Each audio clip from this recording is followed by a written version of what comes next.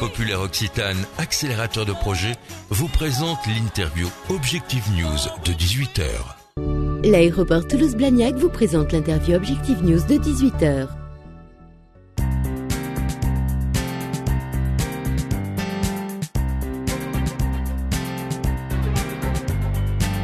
L'interview 18h d'Objectif News, merci de nous rejoindre. Nous sommes avec François Chollet, président du groupe Toulouse Métropole à la communauté urbaine de Toulouse.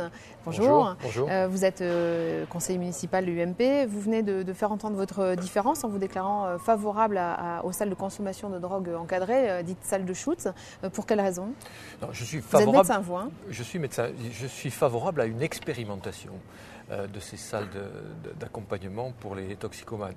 Je suis favorable à une expérimentation en bonne et due forme, parce que c'est un problème qui est compliqué, qui n'est pas simple, c'est pas blanc ou noir, et même si ça apparaît un peu provoquant que de dire il faut accompagner les gens, les toxicomanes de cette manière, je pense que ça mérite d'être évalué. Il y a plusieurs rapports scientifiques qui plaident en faveur de ces dispositifs, donc expérimentons.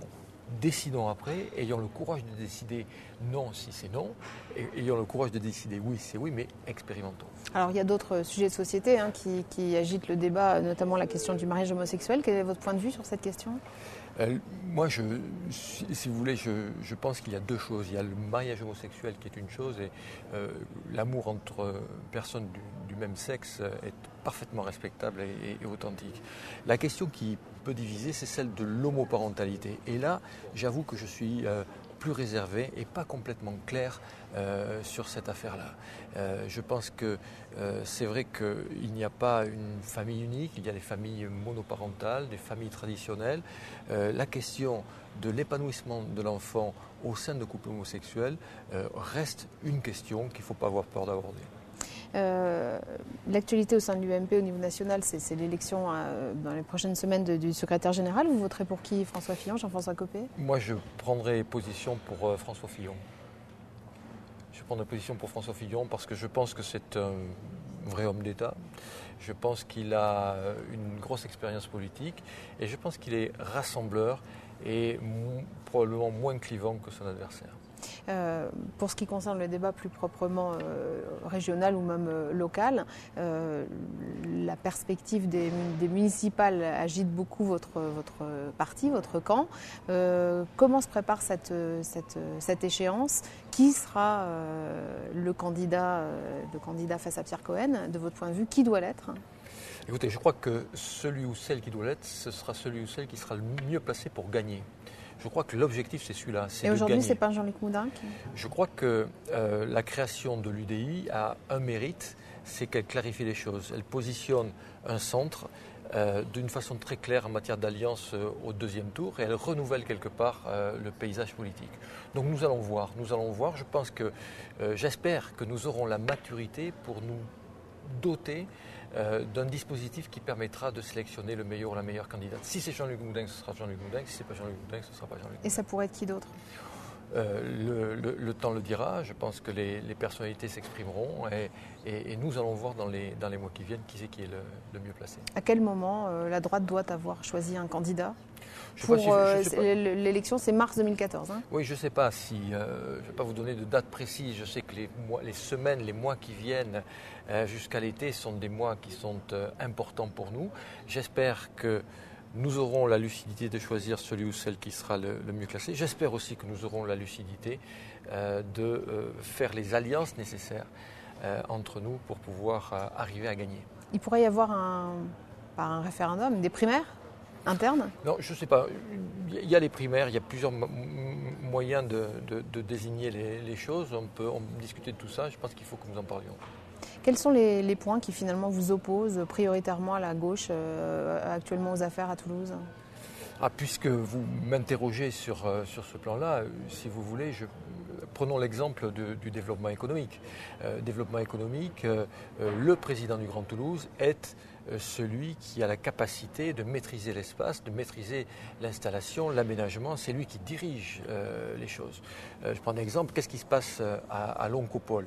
Comment utilise-t-on la réserve foncière qui est prévue à l'Oncopole ? Quelles sont les implantations d'entreprises qui sont prévues ? La richesse de l'Oncopole, c'est ça. C'est parce qu'il y a du public, de la recherche et d'un hôpital, mais parce qu'il y a des industries.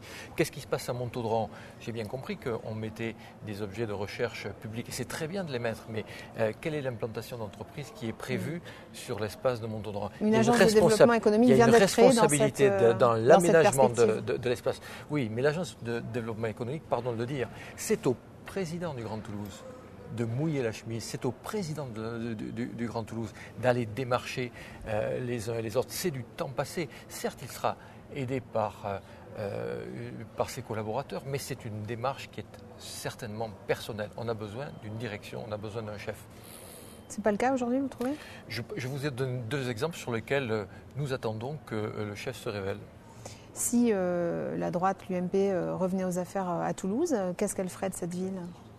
Je pense qu'il y a plusieurs éléments. Le premier élément, c'est l'affirmation que le développement de Toulouse, ça ne peut pas être que l'argent public. C'est le développement, c'est la création de richesses, c'est la place qui doit être faite à l'entreprise. C'est évident qu'il nous faut de l'avant. Nous avons le quart des projets annuels d'installation d'entreprise que Lyon développe chaque année, uniquement 25%. Ce n'est pas normal, il faut aller plus loin, il faut que place soit faite, pas simplement en allant voir les gens, mais en leur proposant des services. Faire venir des entreprises, c'est donner une certaine stabilité, c'est aussi s'occuper du conjoint, c'est aussi s'occuper de l'école, c'est aussi s'occuper du logement. Il y a là une dynamique qui est une dynamique qu'il faut mettre en place pour l'avenir de Toulouse. Ensuite, Toulouse, c'est les transports. Excusez-moi, mais le plan de développement urbain que nous avons, nous pas voté, mais qui a été voté à 2 reprises, à la baisse en plus, mais jamais il ne permettra de résoudre les choses. En 2020, ce sera la même chose, ce sera pire qu'aujourd'hui. Ça n'est pas une question de bus, la question est de savoir pourquoi les gens qui vont au travail le matin prennent leur voiture et ne prennent pas leur transport en commun. Pourquoi ceux qui viennent de Toulouse ne prennent pas le train en particulier. Pourquoi cette voie-là n'est jamais exploitée. Donc je suis pessimiste sur l'évolution des transports, très pessimiste sur cette évolution-là, parce que je pense que les décisions en matière de transport n'ont pas été prises. On ne peut pas résoudre le problème des transports et des déplacements à des déplacements doux et à des bus. Dernière question, François Chollet. Si Jean-François Copé a appelé à une manifestation contre la politique du gouvernement, vous en seriez ? Écoutez, je ne suis pas, sincèrement, je ne m'inscrirai pas là-dedans. Je n'ai pas l'intention de développer des arguments comme ceci. Ma tribune, c'est plutôt ce genre de tribune-là, c'est plutôt le conseil municipal, c'est plutôt la communauté urbaine dans laquelle je m'exprime avec mes collègues de l'opposition très régulièrement. La rue, c'est pas pour vous ? Non, c'est pas que la rue, c'est pas pour moi. On est capable, il faut se mobiliser pour les grands sujets de société, il faut se mobiliser pour certains éléments fondamentaux. Là, les gens vont juger. On va être. Il faut laisser aux Français le soin de juger l'efficacité du gouvernement. Et je pense qu'en laissant faire les choses se feront toutes seules. Merci François Chollet. Merci à vous.